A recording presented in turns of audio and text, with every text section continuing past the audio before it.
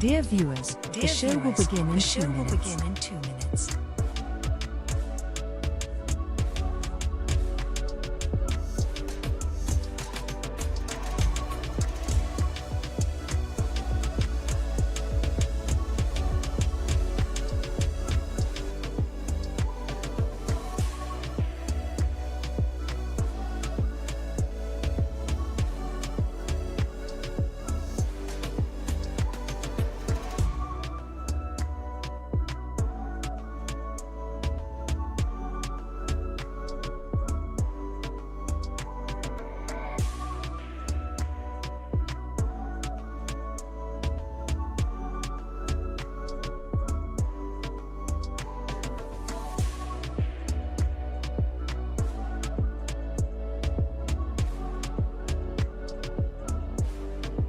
The show will begin in 1 minute.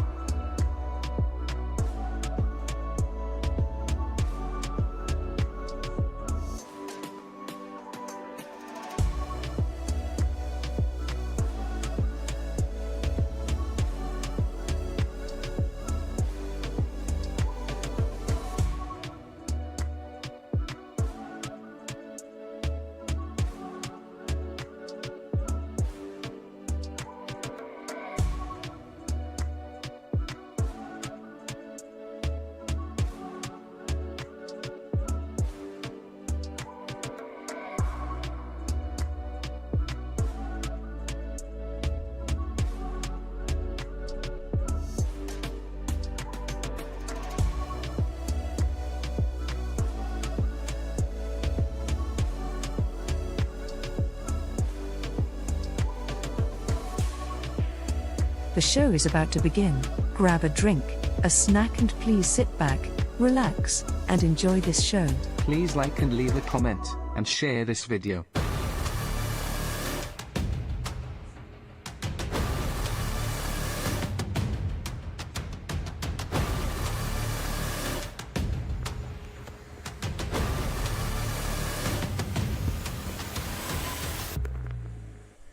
Hey everybody, welcome to live show 97 from Bunker 1 and Bunker 2 in Minsk. We're waiting for World War 3. How are you? Well, we're kind of sitting in the same bunker, but virtually it's different rooms.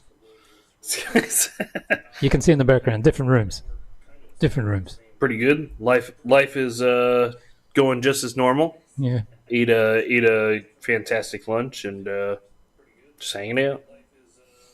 Okay, so let's get on with the show. Could be wrong. I could be right. Ladies and gentlemen, we stand here today at the crossroads, a moment in history where the decisions made by leaders could steer the world to uncharted and dangerous waters. Just moments ago, President Joe Biden has given the green light for Ukraine to conduct deep strikes into Russian territory using US-provided long-range missiles. This decision, while aimed at bolstering Ukraine's defense capabilities against Russian aggression, carries with it a specter of escalation that could plunge us into the conflict of unimaginable consequences, World War III. In addition to this, it has been reported that the French President Emmanuel Macron, who's married to a transvestite, and British Prime Minister Keir Starmer, who might be married to a transvestite, have also granted permission for Ukraine to utilize French and UK missiles, namely the Scalp and Storm Shadow, to strike into Russian territory. This combined approval from the three of the West's most influential leaders marks a significant shift in policy, intensifying the stakes. Let's dissect this scenario, shall we? The geopolitical arena has been simmering pot for tension, with each move, each sanction, each military aid package stroking the flames. Russia, under President Vladimir Putin, has drawn numerous red lines, warning that the use of Western-supplied weapons against its territory, Russia, would be considered an act of war. Now, with this new authorization, those lines have not just been crossed, they have been obliterated with the force of a ballistic missile. So imagine this: a Ukrainian missile equipped with American, French, or British technology arcs through the sky, its destination a military installation deep within Russian borders. The response from Moscow could be swift and severe. The Kremlin has historically shown a Propensity. That's it. Propensity. Sound like okay, I'll start again. The Kremlin has historically shown a propensity for direct action when it feels its sovereignty is threatened. The potential targets, NATO countries like Germany, the UK, Poland and Romania, all of which have played significant roles in supporting Ukraine, are within striking distance of the Russian military capabilities. But let's not forget the wild card in this scenario, in the United States itself. If Russia decides to retaliate not just within Europe, but against Russian interests, perhaps even on Russian soil, then what? The doctrine of mutual assured destruction, a relic of the Cold War, might once again come into play. The possibility of nuclear escalation, while terrifying, cannot be dismissed. The imagery of nuclear mushrooms blossoming over Europe, or God forbid the American cities, becomes a nightmarish reality that could unfold in a single policy shift. Now consider the implications for global stability. NATO, bound by Article 5, would be compelled to act if one of its members is attacked. This isn't just about Ukraine or Russia anymore. It's about the balance of global power, about alliances, about the very structures that have kept the semblance of peace since the last World War. The chessboard is set, with each piece moving in a delicate dance that could end in a checkmate for humanity. The world watches with bated breath. Will this be a spark that ignites a global inferno, or will cooler heads prevail? The decisions made today could echo through history. As we ponder this, let's not forget the human cost, the lives, the families, the nations that might be shattered in the aftermath of such an escalation.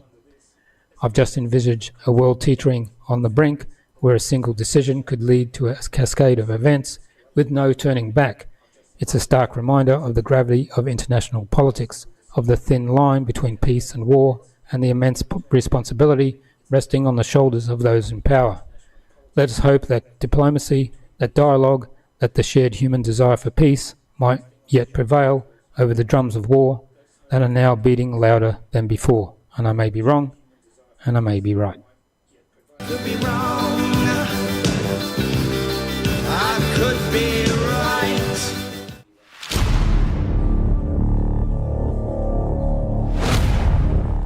So, Michael, what do you think of that news of one, Biden giving permission for the missiles to be flown into Russia, and now Macron and Starmer also agreeing? Well, I mean, the first thing that you have to think of is obviously Biden isn't giving permission for anything. He hasn't been in control for probably his whole entire presidency, but definitely recently. I mean, the guy doesn't even know where he is. The guy belongs in a nursing home. It's very obvious to everybody. He's pretty much a big joke. So, I think that they're giving the permission for this just to intentionally make it so that way when Trump steps into office, everything is going to be a little more difficult for him to solve. They might even be trying to start a war on purpose. That way they can enact a policy like we had in World War II, where the two-term limit at one point for America, it was just a courtesy. It was that you shouldn't run for a third term because nobody had done it before, and you don't want to look like you're a tyrant. You don't want to look like a dictator. So you would get 2 terms, and politely, that was it. Also, sorry, I have a little bit of indigestion. I'm drinking some beer here, some Polaner. But anyways, you have that issue, and then during World War II, then the president ran for 3 terms because he said, "Oh, I can't give up presidency during the middle of a war, blah blah blah." So I don't know if they're going to try and do that now. But it would make sense because obviously Biden is not fit to be president. He's been like this for a long time. He probably wasn't fit to run in the first place. And as an American, and especially with the places that I've been in the military and seeing how stuff runs, I don't think that who you think is in charge of it actually is. I think all these policies and weird shit are just being flown in just all willy-nilly. to get slightly off topic, I remember when I was in the Army, they started letting transgenders in. They were paying for the transgender surgeries and all that other stuff. And so, obviously, if you want to be ready for war, you're not going to be doing that. Because why would you let those people in your unit? They're a liability. They need a lot of attention and care because they're mental health issues. And I don't know. Just a lot of the things that we do, it doesn't make any sense to me anymore, and that's why I came here in the first place. So if they launch a fucking missile at us, I'm gonna be fucking pissed. And No, we'll be on the front line. well, exactly. I'm gonna grab an AK and I'm gonna see how many fucking blue helmets I can pop off. Fuck those NATO motherfuckers. Like there's no other way to put it. Like I see what you're fucking doing, and I don't fucking like it. Yeah. Okay. It's weird being like a normal rural red-blooded American. You come here, this place is what America used to be. You know, this is people here are nice. You know, they all talk to each other. It's exactly how rural America used to be. Everybody's just trying to work to survive. Everybody is working together. It seems like everybody here is friends, their family even. And this is what's so evil to you. This is what you want to fight against. You want to fight against good values. You want to fight against people that are nice to each other. I had some guy last night. He asked me to drive his car home for him after he got done at the bar, and I told him, like, look, man, I appreciate it. I would help you if I can, but I don't feel comfortable driving here because I don't know the rules. And he was begging me to, and I'm told him, like, look, like, I'm a foreigner. I don't know the fucking rules here. I don't know what I'm doing. He's like, dude, it's a BMW 7 Series. Like, don't you want to drive a performance car? And I'm like, yeah, that sounds cool. But, like, I don't want to crash a car. I don't want to get in trouble. And these people, they don't fucking care, man. It's, like we were talking about. Like, you said what was it you said when I told you that? Oh, about the wallet. Yeah. Yeah. Someone would say, here's $1,000 in my wallet. Just hold it for a week. I'll be back. Right. And they'll totally do that shit. No questions asked. Like, I don't know, man. It's like the people here, like, it's exactly how it used to be when I was a kid in rural Iowa. You just give anybody, you trust anybody with anything. But this is what, you know, America and the West is looking to destroy. They don't want you to trust each other. They don't want you to talk to each other. Every day when I go outside, like, people start talking to me and they don't even fucking know me. And I have to tell them, like, извините, я просто говорю английский, да? Which means, I'm sorry, I only speak English, yes? And then half the time, then they'll start speaking English to me, and they're trying as hard as they can, you know, like, oh, you want to go get a beer? You want to have a cigarette? Hey, do you know about this place, this grocery store, or whatever? And I'm like, yeah, like, I wish I could talk to you more, but I think we're going to have a hard time understanding each other. Exactly. So Graham Grimm on X said Biden is using his last few brain cells to push us into World War III before he's booted out of office. This is scandalous. And this guy said Putin has said that if US weapons are used to attack inside Russia, it's war. You think there would be war? Well, I think the better question is on the first tweet. He's saying Biden is using his last few brain cells. I don't think it's him. I don't think that man controls anything. And obviously, if the whole entire Western world is donating weapons to be launched at you, I don't think it matters who presses the button. It's I don't know. I would consider it an act of war if it was me. Well, he said, and so Lavrov has said it. He said it. Peskov has said it. They've all said it. And you know, some people say maybe they should be cooler heads. But the problem is if they do that, then the West will go, oh, another red line. So we'll keep escalating. Right. Well, and that's the problem is and I think almost everybody knows this. You let somebody get away with something, and they'll keep on pushing it, and they want to see how far they can take it. And in personal relationships, I mean that can just by person to person, that can go super far. You can have problems with people stealing from you.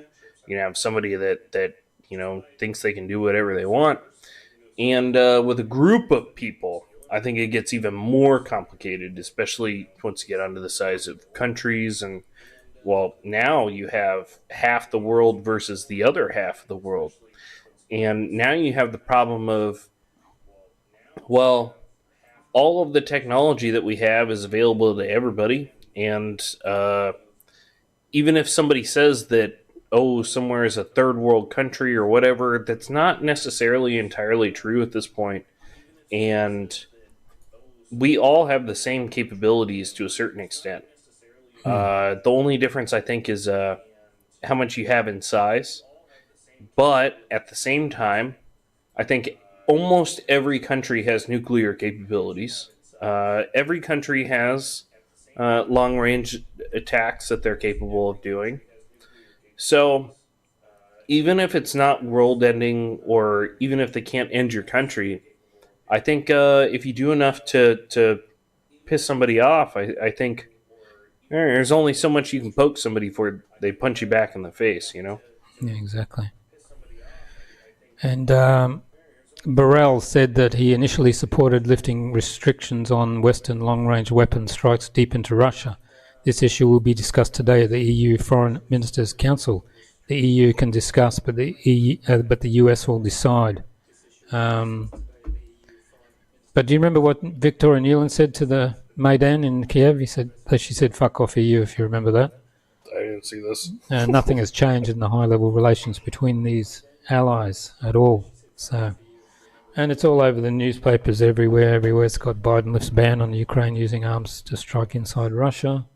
And the full statement, Vladimir Putin on the potential US and allied authorization for long-range missile strikes deep into Russia, which was dated September 12th, 2024, which will remind you, this is not about Ukraine striking Russian territory. They already have done so with drones. The use of Western-made long-range high-precision weapons is different. Ukraine lacks the ability to operate such systems without NATO satellite intelligence and programming by NATO personnel. This would mean NATO's direct involvement in the conflict. If NATO authorizes such strikes, it would escalate the war to direct confrontation between NATO and Russia. In response, we will act based on the threats posed. So that's what a reminder of what Mr. Putin said in September. Well, and that's exactly what I said. There's only so far you can push somebody before they hit you back. So I'm not sure how that's surprising. Whenever I see articles pop up on my phone, they're always like, "Oh, Putin just threatened us again." And, well, no, I mean, you guys threatened him repeatedly, and he told you in a calm and responsible manner, stop doing that, get out of our business, stop trying to hurt us, or we're going to hurt you back. I don't know what else you're supposed to say to somebody. It's stupid to me. I don't get it. Yeah, okay. So we'll see what's going to happen. So I wonder when, because most people don't realize it's not the Ukrainians are probably pressing the button. But that's the thing. But all the targeting, the programming, everything like that is done by the Western allies. So if I hand my 14-year-old cousin a baseball bat and I tell him, hit that motherfucker right in his fucking kneecap, whose fault is that, really? Well, you give your kid a gun and say, there's a trigger, just pull that and aim it that way, over there, at that person. You just have to cock it first. Yeah. Well, you'd explain everything and then they would do it for you. Well, no. But I mean, for this metaphor, America is already cocking the gun. You have everything ready to go. Pointing it. Yeah, and then you stick that fucking kid's hand onto it, and then you tell him, shoot that bad guy right there. Yeah. But they don't explain anything.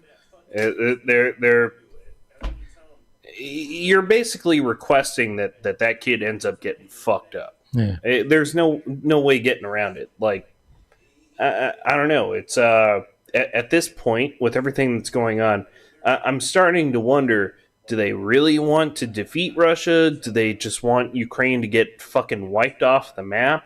Nothing about this makes any sense to me. Yeah, And but this escalation means that those places in Europe will get hit, like NATO decision places and all that. They have a few hypersonic missiles coming from Russia, which they can't stop. those things are so fucking cool, by Or the way. even and Russia doesn't have to attack the U.S. mainland. They can just sink an aircraft carrier in the Med with a hypersonic missile. How fast does that fucking missile go? Faster than a fucking spaceship. Yeah, I had a graphic or a video 5, 6, 7 shows ago, which had the speeds of all the missiles, Uh-huh. and it showed you how fast they were. Yeah. Fuck. I think I missed that one. It's I think that was before my time here. Before your time. Yep. Okay. Okay, final thoughts? No, this is going to be just a quick emergency show, that's all. So we just got on here just to talk about this. And but if anything happens, we'll run back into here. We'll get online before we get nuked. Oh, well, oof. I like this place. Don't blow this place up. Do you know was it the 50s or 60s? Anyway, you can look this up. Americans were going to nuke Minsk as a warning to the USSR. I did not know that. Yeah, as a warning. Damn. I think it was the 50s. How you can look that up? As a warning? Yeah, as a warning, yeah. What the fuck were we doing? I mean, war is cool and everything. I mean, it makes really great movies, but like, I don't know. In real life, it's kind of fucked up.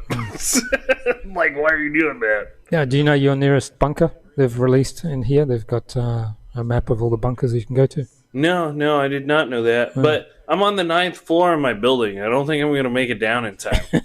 Like, No, you'll get about 6 or 8 minutes. yeah, I'm not going to make it down in time. What the fuck? That's it? Oh, okay. No, I'm just going to die. That's how that's going to go. Oh, okay. Well, maybe we'll be in the new studio when it's going to happen. We'll keep broadcasting until the EMP takes out the systems. Is that better or worse? I'm not sure. Well, people can see you before you go. Well, They'll see a big flat. Oh, well, it'll just go black because EMP will take out the electronics. it'll be bigger than the fucking glare from my big ass bald head. Yes.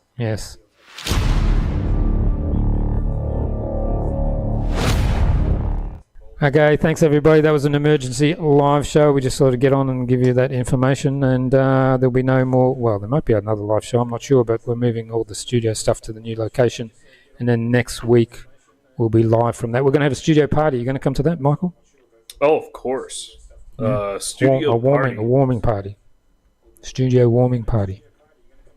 I'm just good at the last part of that, the party part. The party. Yeah, I'll bring a bottle of vodka and I'll definitely throw up on your new floor. Yeah, okay, thank you. It'll be the same floor, taking the carpet with us. Oh, fuck yeah. Yeah. Aaron, your new fucking carpet. Yeah. Wait, how many rubles is a new carpet? I don't know how much that costs. I can't remember now. That's a pretty big carpet. See, I'm interested in knowing the difference between a carpet price here and a carpet price in America. I'll let you know. I've got the receipt somewhere. It's, This table cost $500. Oh, interesting. Solid oak. It is a nice table, though. Yeah, solid oak. Yeah. I'm gonna say the rug is like $100. No, because we got it cut and it's got sealed on the ends and all that, and delivered. You know, right next to my apartment, there's a carpet store. That's all they do is carpets. Yeah, no, we went to a carpet store and they came to that. Really? They delivered it. They did everything. You didn't even get a fucking Slav rug, though. Like, it's just straight up gray. Well, You should have gotten the Slav rug. Goes with the black. Just get a Slav rug. No. I mean, you know the classic Slav rug, yeah? Yeah. No, dude. Those are 100% like, I love Slav rugs. You get super drunk, you eat some pork lard. It's called sala. Drink some fucking vodka, throw up on that fucking Slav rug for good luck. And Can't tell. can't tell. It's all those fucking geometric patterns and shit. It just hides the vomit real good. Yeah, exactly. So that's it from Bunker 1, from Room 1 and Room 2. And, well, you could run into this bunker where you are now. No, we're underground. We're in a bunker. We're underground. So yeah, do I want to die here? Or do I want to die at home, or do I want to take a taxi, go up the elevator, and then die on the same fucking floor on the other side of town? Well, the studio is near the metro, and that's one of the bunkers. Oh, fair enough. So I don't have metro by my house. I live in the fancy ritzy neighborhood near the hockey stadium. I get to watch hockey all the time, which I'm sure you guys have seen me at the game already. So, which will be the next one, the 22nd. It's gonna be fucking badass. I love hockey. They lost last night, 3-0. Fuck. Away? Mm-hmm. Damn. Well, for the next game, hopefully they win. I'll bring a hot chick. It'll be okay. Drink a lot of beer. Throw up on a Slav carpet or two. Yeah, you can stand outside watching on the TV. Okay. Bye, everybody.